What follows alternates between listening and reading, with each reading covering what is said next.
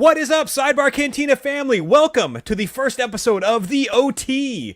Dave, what is The OT?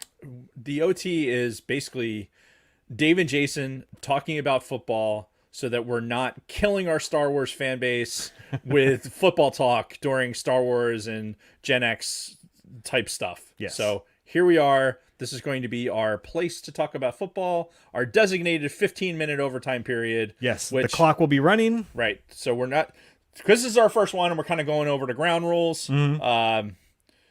We're going to have a 15-minute overtime period where we're going to talk about football. And we're going to do this every week. So even though the off season is coming up. Yeah, we're doing it right at the end of football season. Good timing. We got the Super Bowl coming up. Yep. So next week we'll be able to talk about Super Bowl results and shit like that. Mm-hmm. You got shit like the draft. We got the USFL coming up. We got college football. There's always football to talk about. I'm excited about the USFL and stuff like that. I'm definitely intrigued. Yeah, so it's going to be great. And if I know there's a lot of there's football fans that follow the show. Mm-hmm. So sign in on YouTube and get in on a conversation. Yeah, maybe we can get a Jim Harbaugh reference in here every once in a while too. Yeah, I guess. And honestly, I think too, this is probably be our best opportunity to have a lot of guests and interaction and stuff like that. True. Too, because it's a shorter show, easier to put on headphones and stuff like that. So, with that, we're ready to start the timer. Ready to start the timer, yes. And go. All right. Super Bowl this week. Yes. So let's break it down. Well, first of all, can I just mention that my fucking place of business has decided to make this weekend a working weekend.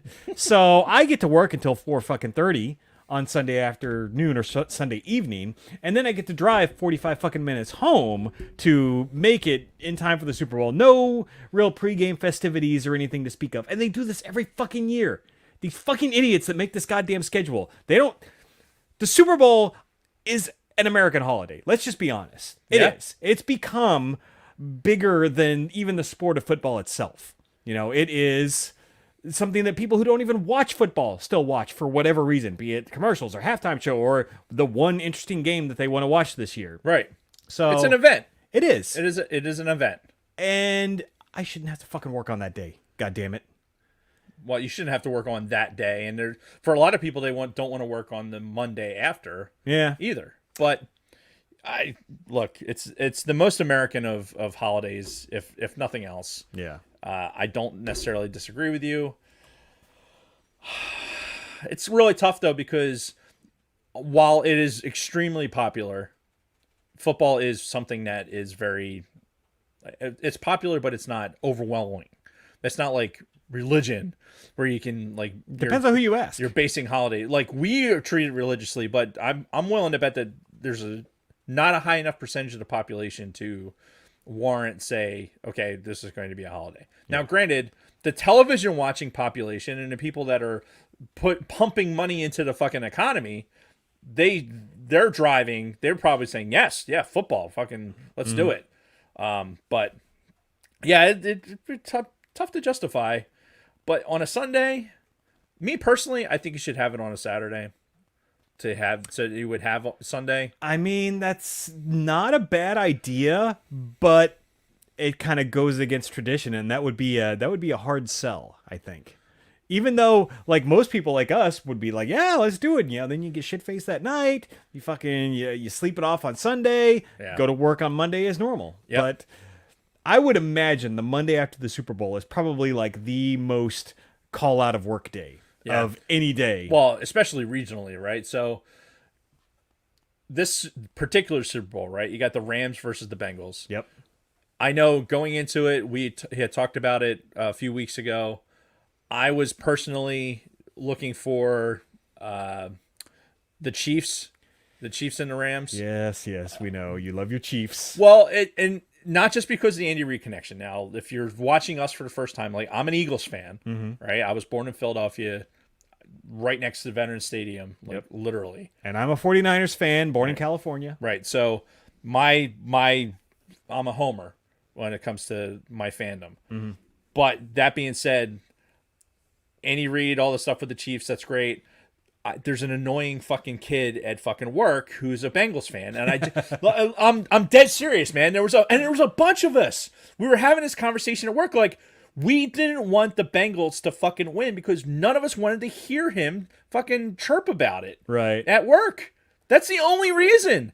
Otherwise, there's a lot to like about this fucking kid, like Matt Burrow, all kinds of shit, like fucking walking away from Ohio State with both middle fingers out, like, oh, fuck you. Like, I'm going to go and I'm going to have this level of success in the NFL. You know, Penn State, I'm a Penn State guy, right? Not an Ohio State guy. Mm-hmm. This guy pretends to be a fucking Michigan fan. There's no pretend about it. He pretends to be a Michigan fan. Like, literally. Are you going to waste all of our time talking about this? Yeah, most of it. So yeah, I'm not against the Bengals at all, aside from that. But that being said, for this particular Super Bowl, I think the story for me goes to Matthew Stafford. Yeah. I think seeing somebody with that level of arm talent, I always thought that he was better than Detroit. Oh yeah. Well, yeah, because Detroit historically is just a terribly run franchise. Look at Barry Sanders. You had one of the just greatest pure athletes to ever play the game on your fucking team, and you drove him into early retirement. Yeah. Way to go, guys. Yeah, Calvin Johnson. I mean, yeah.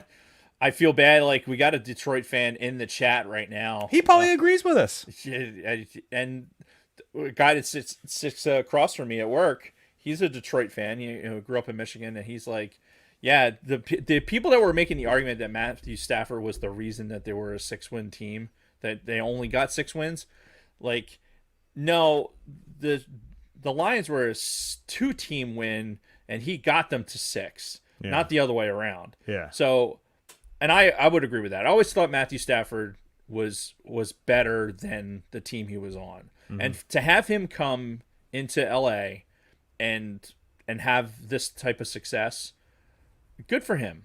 Yeah. I personally, the Rams themselves, like the Rams franchise, I don't agree with them pulling out of fucking St. Louis. I think that was a dick move. I think the way that all that shit was handled, having another fucking franchise go to the California and go and sucking off the LA teat, I think is horseshit. Well, but that's where they came from, though, too. They came from LA. They were the LA Rams, and then they went to St. Louis. But you go to St. Louis and you develop a fan base there, and it's not like the stadium was empty. True. Like, they had a really good fan base there. Well, yeah, that didn't hurt that they started off with, the greatest show on turf with Kurt Warner and all that.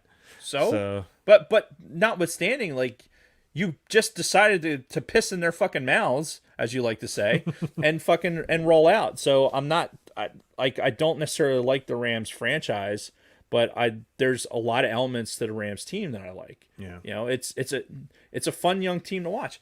The Rams, by the way, if we're talking about these two teams, the Rams were what, like 12-5, I think was their something like that. They barely won the division, honestly, and like they started off hot at the beginning of the season, but the Cardinals were too. And then there was a period in the middle of the season, right around the time Robert Wood got injured. Yeah. Which fucked me in fantasy. But they kind of had a bit of a downslope. And then they kind of started figuring things out again. Stafford found his ways again, and they pulled out the division barely by like a fucking nut hair. And they won it, and wouldn't you know it, they're now in the fucking Super Bowl. Yeah. On their home turf. On their no home less. Turf. But so what's funny is it looks to me like they have Cincinnati set up as the home team. So, well, like jersey wise. Yeah. Yeah, it alternates every year who's like considered the home team, the AFC, NFC. It just, I mean, we know. Weird. Yeah. Yeah. But we saw it in the San Fran game. Like, there is a lot of non-Rams fans in the fucking building. Right. And let's face it, the LA fandom is not fucking, it's not a homogenous fan base. No. Like, they'll root for whoever's fucking popular in that fucking thing. Look at every fucking Lakers fan. Look at every LA team that ever fucking existed ever. Right? They're not fucking genuine fans. Like, granted, there's a handful of them. Yeah. Right? there's a handful. I've met some legitimate fucking people that were born and bred in the area, and they like their teams. Well, my grandfather was a great example. He was always a Rams fan his whole life. He stuck with them even when they moved to St. Louis. Like, he started off liking the Rams because they were in LA. They were the LA team. We were a California family. And he stuck with them when they moved. He stuck with them when they moved back. Cheered for him even during the shitty years. So yeah, and those fans do exist. Yeah, they do exist.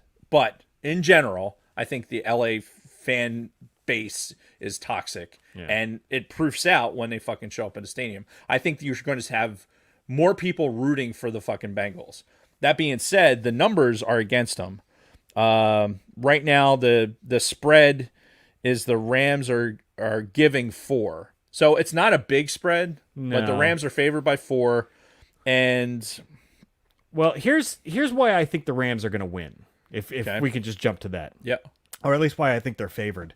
Because of the experience level. Stafford's been doing this for a long time. Granted, he was stuck in the pit of Detroit hell for a decade, but he's a very experienced quarterback. The Rams themselves were in the Super Bowl 2 years ago. 2 years ago. Yeah, when they lost to fucking the Patriots. Yeah. But they've been there. They're an experienced team, whereas the Bengals they're a young team. Burrow, was this his second season? Yeah, well, he had an injury shortened. Yeah, so he's very, very young, very inexperienced, but I mean, he's a fantastic fucking player. But I think the kid's got a lot of confidence, man. He does. He really does. And I have no reason to dislike him, but I think in the end, experience and home field advantage are going to play in the Rams' favor. Yeah, the Bengals had a 10-7 season, and they got here off of the arm of Joe Burrow. I mean, they ran Mixon into the fucking ground, and let's face it, Chase is one of the premier wide receivers in this league right now. Yeah, but you're going against, like you said, experience in Matthew Stafford. The timer went it disappeared. You got experience with Matthew Stafford. You have Cooper Kupp. You have Odell Beckham Jr. You have a defense with Donald and fucking what's his nuts, Von Miller. You're going against a team that is on paper really stacked against you. Yeah. So, and how fortunate was it for OBJ to end up on this fucking team? I know, right? Like, just at the moment when he did, that, like, all the stars fucking aligned perfectly. Yep. And it was a bumpy start at first, but then all of a sudden it's like, oh, yeah, they found their fucking yeah. Yeah. Boop. Yeah. So, me personally, I'm with you. I think the Rams are going to win this. The 77% of the betting that's out there right now on DraftKings are betting for the Rams to win. The over-under's at 48.5. That's tough, man. If I'm betting, I don't know that I could bet the over. Yeah, that's a lot of points. I don't know, man. Now, if that would be a fantastic. Like, you want the Super Bowl. Like, we were so this getting to this Super Bowl, the division round and the fucking championship round. Those football games. That was some of the most entertaining football I've seen in a long time. Yeah, 2 weeks, 6 games of nothing but just close, good fucking football games. Down to the fucking kickers. And that's, I mean, can you ask for anything more when you're watching this sport? I mean, if you're Robert Goodell, you had to have just a huge fucking raging hard on, watching these games and watching the just after the division round alone. Like, I would imagine that everyone, when they got to work the next day, talking about how good those football games were, that the next week, the ratings must have fucking went just absolutely through the fucking roof because of how good those games were. Yeah. And then to fucking back it up again with another series of great games. I can only hope that this Super Bowl matches up to that. Because it's good stories all around, right? And it's two teams that, the Rams, I don't know when they'll let, St. Louis is, I think that's the last time they won. Was that first year with Warner. Yeah. Because they went back the year after or 2 years after, but they lost to Brady in his first Super Bowl win. Yeah. And then, the Bengals that haven't done anything since, 88? They haven't even been in a Super Bowl since they lost to the 49ers in Super Bowl 23. And, I think it was 88. Yeah. So it's going to Rice. Touchdown, John Taylor. Woo! Yeah, it says the 49ers fan. Yep. But yeah, so as far as picks go, I mean, it's an easy pick, I guess, air quote. Yeah. But just straight up, with the points being what they are, I think it's going to be close. I think it'll be a field goal. Yeah, I think it will be. I mean, neither team is like so dominant as like, oh, this other team doesn't stand a chance. Either of these teams could win this game very easily. Just solely based on the energy of their quarterbacks. Yeah. Right. But I mean, if you had to pick one, the Rams are the better pick. Yeah. I really want to see Matthew Stafford get this win. You And want just spike it right in fucking Detroit's face. Yeah, just I saw a video today, as a matter of fact, of it was Stafford. They were playing Detroit, and he's like going up and talking to his former teammates, and every single one of them, to a person, was coming up talking to him and just fucking handshakes and fucking just all saying good shit. I mean, you could tell that he was a good teammate. Yeah. Right, and he was a guy that they liked playing with and playing for. So that's the kind of shit you want to see. That's a leader. That's that's somebody you're going to go out and fucking fight for and fight with on that football field. So that's I want to see Stafford win it. Burrow will have his chances. Yeah, he's not going anywhere. No. They're a good young team, and I feel like they'll be back. Yeah. Cincinnati have their chance, and I don't want to have to listen to fucking. Well, and either way, aside from the dude at your work, it's a good story no matter who wins. Yeah. You just hope for a fucking good game and an entertaining game. Yep, and I have no doubt that it will be, and that is the end of the overtime, just like that. We need like a ceremonial fucking horn or something. Shut up. I guess that would be more hockey, like to have the horn. Like the well, you've got like shows like Around the Horn and Pardon the Interruption. I should have took a time out because we didn't talk about the halftime show, but we can recap that next week. We can. Yeah, we'll recap the whole game. We'll talk about the halftime show, any good commercials. Yes. But that was the overtime, folks. Yep. And by creed, we now have to end the stream. Yep. Hope you enjoyed it. Thanks for sticking with us, and we will see you next week. See ya.